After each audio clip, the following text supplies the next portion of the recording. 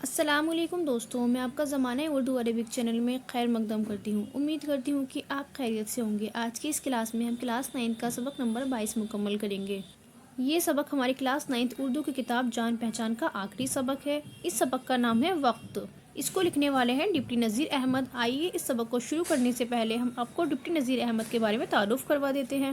Deputy Nazir Ahmad بہت بڑی شخصیت ہیں۔ یہ ایک ایسی شخصیت ہیں جنہیں اردو ادب کی دنیا میں پہلے ناول نگار کے طور پر دیکھا جاتا ہے۔ تو یہ اردو کے پہلے ناول نگار ہیں۔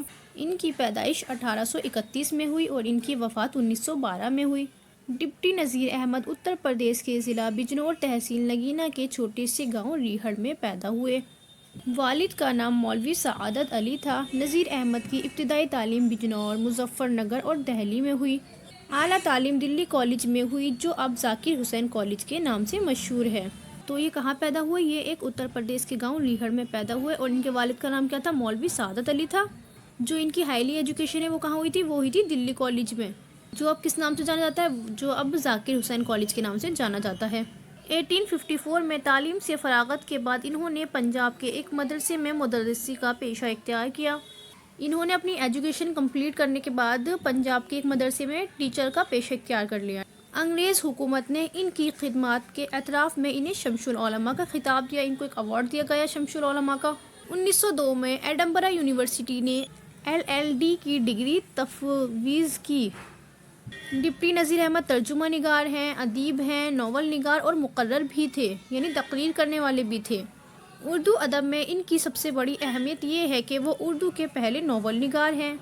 ان کی سب سے زیادہ امپورٹنس کہاں پر ہے کہ یہ اردو کے پہلے ناول نگار ہیں۔ میرۃ العروس، بنات الناس، توبۃ النصوح اور ابن الوقت ان کے اہم ناول ہیں۔ ان کے امپورٹنٹ ناولز کون کون سے ہیں؟ میرۃ العروس، بنات الناس، توبۃ النصوح اور ابن الوقت ان کے امپورٹنٹ ناول ہیں۔ ان کے ناول حقیقت پسندی، اخلاق، تربیت اور دلچسپ کرداروں سے بھرپور ہیں۔ لہجہ پرجوش اور اثر انگیز ہے۔ ان کا لہجہ کیا ہے بتانے کا؟ ان کا لہجہ کیسا ہے؟ پرجوش ہے اور اثر انگیز، یعنی دوسروں پر اثر کرنے والا ہے۔ سبق کا نام ہے وقت۔ تو اس سبق کے اندر وقت کی اہمیت کے بارے میں بتایا گیا ہے، ہمیں کس طرح سے وقت کا صحیح استعمال کرنا ہے اور کس طرح سے وقت کا صحیح استعمال کر کے کامیاب ہونا ہے، اور وقت کا صحیح استعمال کر کے ہم کیا بن جائیں گے اور وقت کا خراب استعمال کر کے ہم کیا بن جائیں گے۔ دنیا میں ہر چیز کی کچھ نہ کچھ تلافی ہے، مگر نہیں ہے تو وقت کی۔ تلافی کہتے ہیں بھرپائی کو، یعنی کہ ہمارا کچھ بھی نقصان ہو جائے، ہماری کوئی بھی چیز بگڑ جائے تو اس کی ہم بھرپائی کر سکتے ہیں، لیکن ہم وقت کی کبھی بھرپائی نہیں کر سکتے۔ جو گھڑی گزر گئی وہ کسی طرح تمہارے قابو میں نہیں آ سکتی، اور وقت کے گزر جانے پر غور کرے تو اسے کسی چیز کے ساتھ تشبیہ نہیں دی جا سکتی، یعنی کہ وقت کو ہم کسی چیز کے ساتھ کمپیئر بھی نہیں کر سکتے۔ اب ہم کمپیئر کیوں نہیں کر سکتے؟ کیونکہ وقت ریل سے زیادہ تیز ہے، ہوا سے بڑھ کر اڑنے والا ہے، بجلی سے سوا بھاگنے والا، اور دبے پاؤں سے نکلا جاتا ہے کہ خبر نہیں ہونی۔ صبح ہوئی سو کر اٹھے، جب تک معمولی ضرورتوں سے فراغت حاصل کرو، ذرا ناشتہ وغیرہ کھاؤ پیو، پھر دن چڑھایا، پھر گھڑی تو گھڑی ادھر ادھر اٹھے بیٹھے، گپ شپ اڑائی تو 10 بجنے کو آئے۔ مدرسہ جانے کو دیر ہوتی ہے، جلد کھایا پیا مدرسے گئے، وہاں دوستوں سے ہنسی مذاق کرتے رہے، استاذ کی تاکید سے 1-2 مرتبہ بری بھلی طرح سبق پڑھا، چلو شام ہوئی، یعنی کہ استاد نے اگر زور دیا تو ہم نے کیا کیا؟ سبق کو پڑھ لیا، اور پھر شام ہو گئی، دن رخصت ہوا، یعنی دن چلا گیا۔ گھر آئے تو پھر کھانے کی سوجھی، کھانا کھانے سے کسل پیدا ہوا، کسل یعنی سستی پیدا ہوئی، ذرا لیٹے تو پھر صبح موجود۔ کام تو کچھ بھی نہ ہوا، لیکن 24 گھنٹے گزرتے ہوئے معلوم نہ ہوئے، اور ایک 24 گھنٹے کیا، ایسے صدہا ہزاروں 24 گھنٹے اسی طرح گزر جاتے ہیں۔ صدہا کہتے ہیں سینکڑوں، یعنی کہ صرف ایک دن کے 24 گھنٹے نہیں، ایسے کر کے سینکڑوں 24 گھنٹے یوں ہی گزر جاتے ہیں، اور وقت کا پتہ ہی نہیں چلتا، وقت یوں ہی گزر جاتا ہے۔ اسی طرح ڈپٹی نذیر احمد نے ایک شعر کہا ہے، صبح ہوتی ہے شام ہوتی ہے، عمر یوں ہی تمام ہوتی ہے، یعنی کہ روز صبح ہوتی ہے، روز شام ہوتی ہے، اور ہماری عمر یوں ہی تمام ہوتی جاتی ہے، وقت یوں ہی گزرتا رہتا ہے۔ جب وقت کی بے ثباتی کا یہ حال ہے اور جو وقت گزرا وہ ہمارے اختیار سے باہر ہوا، تو نہایت ضروری ہے کہ وقت پر ہمارا اختیار ہو۔ بے ثباتی کہتے ہیں ٹھہراؤ نہ ہونا، یعنی کہ وقت ٹھہرتا نہیں، اور جو وقت گزر جاتا ہے وہ ہمارے اختیار سے باہر ہوتا ہے، یعنی ہماری پکڑ میں نہیں ہوتا۔ تو ہمیں کیا ضروری ہے؟ ہمیں ضروری یہ ہے کہ ہم اب وقت پر اپنا کنٹرول بنا کر رکھیں، اپنی پکڑ بنا کر رکھیں۔ جو وقت آپ کو ملا ہے اس کا کیا کریں؟ صحیح سے استعمال کریں، اس کو ضائع نہ ہونے دیں۔ یہی وقت ہے کہ سونے اور کھیلنے میں گزر جاتا ہے اور آدمی کو سست اور غبی، رسوا اور خوار اور محتاج اور طرح طرح کے امراض میں مبتلا اور بد اخلاقیوں میں گرفتار کر دیتا ہے۔ امراض کہتے ہیں مرض کی جمع، یعنی کہ بیماری۔ غبی کہتے ہیں گندا ذہن، خوار کہتے ہیں ذلیل کو۔ یہی وقت ہے کہ اگر اس کو اچھے شغل کہتے ہیں مصروفیت، اچھے کام، اچھی بات میں لگایا جائے تو انسان عالم بن جائے گا، فاضل بن جائے گا، لائق بن جائے گا، ہنرمند بن جائے گا اور نامور بن جائے گا، یعنی محترم بن جائے گا، نیک، ہر دل عزیز بنا کر طرح طرح کی خوبیوں اور بھلائیوں سے آراستہ کر دے گا، یعنی کہ ڈال دے گا انسان کے اندر اتنی ساری بھلائیاں اور خوبیاں۔ آپ نیک بن جاؤ گے، محترم بن جاؤ گے، عالم بن جاؤ گے، فاضل بن جاؤ گے، نامور بن جاؤ گے اور ہر دل عزیز بن جاؤ گے۔ اگر وقت کا صحیح استعمال کیا گیا تو اتنی ساری خوبیاں آپ کے اندر ڈال دی جائیں گی۔ لیکن کب؟ جب آپ وقت کا صحیح سے استعمال کریں گے، وقت کی قدر کریں گے، وقت کی اہمیت کو جانیں گے، اس وقت کیا ہوگا؟ آپ کے اندر اتنی ساری بھلائیاں اور اچھائیاں پیدا ہو جائیں گی۔ اور اگر وقت کا صحیح استعمال نہیں کیا تو آپ کے اندر وہ بد اخلاقی آ جائیں گی جو ہم نے ابھی دیکھی، سستی آ جائے گی، غبی آ جائے گی، یعنی ذہن گندا ہو جائے گا، رسوا اور خوار ہو جائیں گے، ذلیل ہو جائیں گے، محتاج ہو جائیں گے اور طرح طرح کی بیماریوں میں بھی مبتلا ہو جائیں گے۔ وقت کا صحیح استعمال نہ کرنے سے اتنی ساری برائیاں آپ کے اندر پیدا ہو جائیں گی۔ اے لڑکو، یہ فراغت کا وقت جو تم کو اب میسر ہے بس غنیمت سمجھو۔ اب نہ تم کو کھانے کی فکر ہے نہ کپڑے کا سوچ، جو کچھ تم سے سیکھتے اور حاصل کرتے بن پڑے لگ لپٹ کر جلد ساکھ لو کہ آئندہ تمہارے کام آئے۔ ڈپٹی نذیر احمد نے لڑکوں کی طرف مخاطب کرتے ہوئے کیا کہا ہے کہ یہ جو فراغت کا وقت یعنی جو فری ٹائم آپ کے پاس ہے اس کو غنیمت سمجھنا ہے، کیونکہ ابھی تم پر نہ کھانے کی فکر ہے اور نہ کپڑوں کو سوچ، یعنی کہ آپ کے اوپر ابھی کوئی بھی رسپانسبلٹی نہیں ہے۔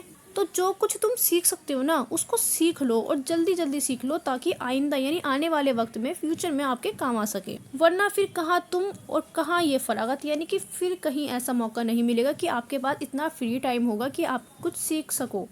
آپ کے پاس کوئی موقع نہیں ہوگا تو آپ کو کرنا کیا ہے؟ آپ کو صرف پڑھائی تو کرنی ہے، جو کچھ سیکھنا ہے سیکھ لو، اس کو جتنا جلدی ہو سکے اپنی تعلیم کو مکمل کر لو۔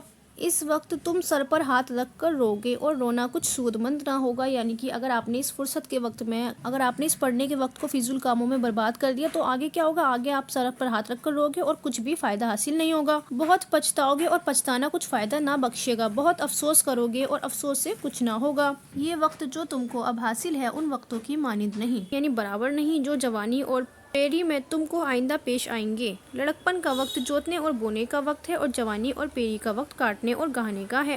اگر اس وقت میں تم کچھ جوت بو رکھو گے تو جوانی اور پیری دونوں میں کاٹ سکو گے۔ اس وقت کو اس طرح صرف یعنی خرچ کرو کہ جوانی اور پیری دونوں میں آرام و عائشہ سے رہو، اور چاہو تو اس وقت کو ایسا اکارت کرو کہ جوانی بھی خراب ہو اور پیر بھی برباد ہو۔ یعنی کہ یہی وقت ہے کہ اس وقت میں تم محنت کر سکو، پڑھائی کر سکو، تاکہ آنے والے وقت میں کیا کر سکو؟ آرام سے عیش و آرائش میں اپنا وقت گزار سکو۔ لیکن اور یہی وقت ہے کہ جس کو اکارت کر دو، یعنی برباد کر دو، ختم کر دو اس وقت کو، کہ جوانی کیا ہو جائے؟ بالکل خراب ہو جائے، اور جو فیوچر ہو تمہارا وہ بھی کیسا ہو جائے؟ بالکل برباد ہو جائے۔ ایک وقت وہ آ رہا ہے کہ تم فرصت کو ڈھونڈو گے اور فرصت کا پتہ نہ پاؤ گے، اور فراغت کی تلاش کرو گے تو فراغت کا سراغ نہیں ملے گا، پتہ نہیں ملے گا۔ یعنی کہ ابھی تمہارے پاس فرصت کا بہت زیادہ وقت ہے کہ تم اس فرصت کے وقت میں پڑھائی بھی کر سکتے ہو، اس وقت کو برباد بھی کر سکتے ہو، لیکن آنے والے سمے میں کیا ہوگا؟ تمہیں ایک پل کی بھی فرصت نہیں ملے گی اور تم فراغت کو یعنی فرصت کو یعنی فری ٹائم کو تلاش کرتے پھرو گے۔ یہ وہ وقت ہوگا کہ دنیا کا بار تمہاری پیٹھ پر لدا ہوا ہوگا، یعنی دنیا کا بوجھ تمہاری پیٹھ پر لگا ہوا ہوگا۔ یہ بات کب کی ہو رہی ہے؟ آگے کی بات، یعنی فیوچر کی بات ہو رہی ہے۔ خانہ داری کے بکھیڑوں میں تم اس طرح پھنسے ہوئے جس طرح دلدل میں گدھا۔